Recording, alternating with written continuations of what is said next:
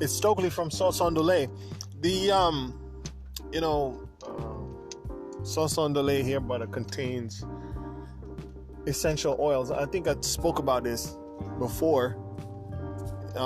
They serve a dual function. I mean, like I said, the FDA requires that cosmetics not make any claims to make any physiological changes and not make any claims to cure anything. So I use essential oils because, they're plant extracts. They're good for fragrance, and they're good for antibacterial, antifungal, and they're good for also, anecdotally, they're known to fight hair loss or encourage hair growth. So a few of them are rosemary, lavender, and tea tree.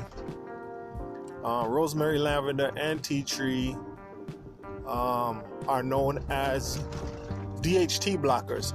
So also sandalwood. But I already told you I changed from sandalwood to cedarwood. Cedarwood is more available, and they almost have a similar functionality. Sandalwood is more expensive and less available, but cedarwood is pretty abundant. Cedarwood, the cedarwood that I use is from Texas, actually. So, but the thing with essential oils, you can't use them topically or ingest them at 100% concentration, at full concentration. You shouldn't ingest essential oils at any concentration, in my opinion. And topically, the known safe dosage, to my understanding, is 0.5%. So if you have 100 milliliters or 100 grams, because we do it all by grams. When you're creating your formulations, you do it all in grams. So if you got 100 grams of water, or you should have 99.5 grams of water, and then 0.5 grams of that essential oil if you want to use it topically in a safe manner. You can't rush it. You can't increase the dosage to try to accelerate whatever you're trying to do, like, for instance, hair loss. You have the potential of burning yourself with these essential oils if you use them at 100% strength. Some people are ingesting them. I'm part of a Facebook group that discusses essential oils, and there are many people in the group who have admitted to harming themselves with it. There's people putting essential oils in their eyes. Ingesting it on their skin. Some use it to get rid of warts. Some use it to even out their skin. Some use it for all different purposes. Some use it for hair loss. There's a lot of anecdotal claims made, or a lot of anecdotal cures attributed to essential oils. But just because they're plant-based and they're plant extracts, doesn't mean that they're safe. And that's the misconception that many people have, that, it's from a plant, it must be safe. But not necessarily, no. So just be careful out there when you're using essential oils. I mean, you can use some essential oils at 5%, 10%, 90% water, 10% essential oil, 95% water, 5% essential oil. But believe me that you can use essential oil at 0.5% and still get an aroma from it. You can still have an aroma from it. Even if you have one of those, I have I have a hypersonic diffuser. That's a diffuser that, it doesn't heat the water, and it doesn't just blow the water with a fan. It vibrates the water at a frequency that causes it to atomize. So in that, I'll have let's say I'll have almost I'll say maybe 10 milliliters of water, and only put in maybe 5 drops of essential oil, and I'm able to make the whole room smell like essential oil just with those 5 drops. So it's some of them are very potent, some are not so potent as some essential oils. You gotta kind of look when you're buying these things. Sometimes you're buying an essential oil and it says it's a blend, or it's not therapeutic. If you get therapeutic strength or pure, if it says something like pure or therapeutic strength, you probably got 100% essential oil there.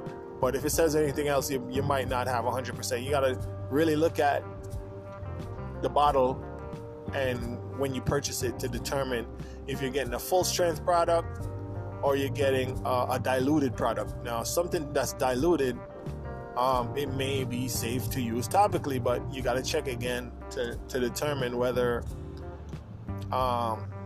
it's for topical use. You got to be careful. Just because it's essential oil doesn't mean it's safe. So that's all. Recently someone told me that they used an essential oil directly on themselves and did injure themselves. So I think it's very important to let people know not to use essential oils directly on their skin or any part of their body, whether inside or outside, at 100 strength. You really got to look it up, really got to do your research.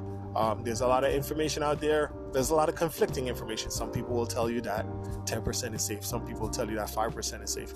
But not every essential oil is the same. For example, lemon essential oil is what they call, I think the term is photosensitive. When the sun hits it, it burns hotter than when the sun is not on it. So if you could have some dilute lemon essential oil, it doesn't have any problem when you're indoors or anything like that, but you go outside and the sun hits it and then it feels like you're burning. So you got to be careful with the essential oils. But we've done a lot of searching. I've done a lot of searching, done a lot of research, done a lot of investigation into what's safe, done a lot of experimentation on what's safe, to make sure that sauce Ondulée is not harmful to anyone. I don't even have peanut oil in it, and peanut oil is known as a good, is good for stuff. But if you got peanut allergies, you might not even like that at all. I have a negative response to peanuts. I don't really mess with them myself. But yeah, just saying. I'm going off tangent right now, but I just want to say be careful and be safe. Cosmetics can be dangerous. Cosmetics aren't as heavily regulated as medicines, and we still have instances where corporations are facing lawsuits over their medicines being unsafe. We have a lot of products that have side effects. A lot of products have side effects. And some can affect your endocrine system. Some can affect you topically. So you just got to be careful out there. You try to stick with plant-based diet, try to stick with natural, but even those things aren't necessarily totally safe. You got to do your due diligence. Whatever you're putting on your body, whatever we're putting in our bodies, should definitely be scrutinized. Unfortunately, there's not a lot of information out there, and the marketing would make you feel or think that it's all safe, but that may not be the case. And sometimes how you use it is very important. If you look at some of the instructions, for instance, I have a packet. One of the first packages of essential oil that I've purchased was from a company named Laguna, and inside the box was an instruction manual on what the relative essential oils are good for, whatever moods they're good for aromatically, what they're good for topically, and it also listed what carrier oils to dilute them with, or it suggested carrier oils to dilute them with, and it suggested concentrations, how many drops of this plus how many drops of that. So Laguna did a good job in providing instructions on how to use these essential oils. I don't know about other companies. I use a variety of companies.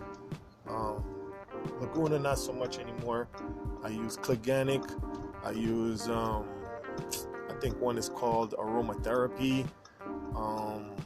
I don't remember all of the names of the corporations right now, but yeah, you got to be careful. You know, I mean, I've even had instances where I wanted some essential oil, and I end up getting the essential oil diluted into a carrier oil, which is not what I wanted. So, you know, you just got to read the instructions, read the marketing information, read the product listing, and ensure that you're getting what you're asking for, you're getting what you're looking for, and that's it. So thanks for listening.